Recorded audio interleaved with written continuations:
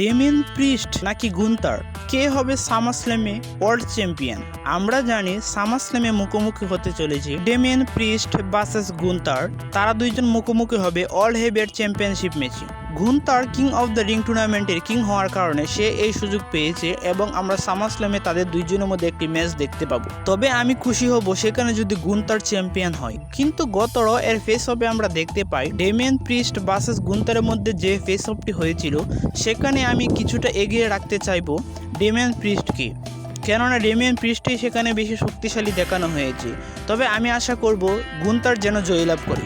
Damian priest champion হয়েছে 100 দিন হয়ে গেছে এবং গুন্তার রেসলমেনিয়াতে তার ইন্টারকন্টিনেন্টাল চ্যাম্পিয়নশিপটি হেরেছিল 666 ডে রাখার পর।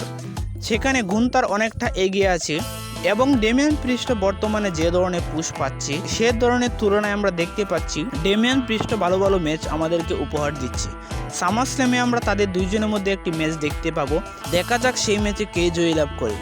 এবং সামারস্ল্যামের প্রতিটি ম্যাচকে নিয়ে আলাদা আলাদা ভিডিও আসতে চলেছে পরপর। আশা করি সবাই আমাদের চ্যানেলের সাথে থাকবেন এবং আমাদের চ্যানেলের প্রতিটি ভিডিওতে লাইক, কমেন্ট এবং সাবস্ক্রাইব করে পাশে থাকবেন। ধন্যবাদ সবাইকে।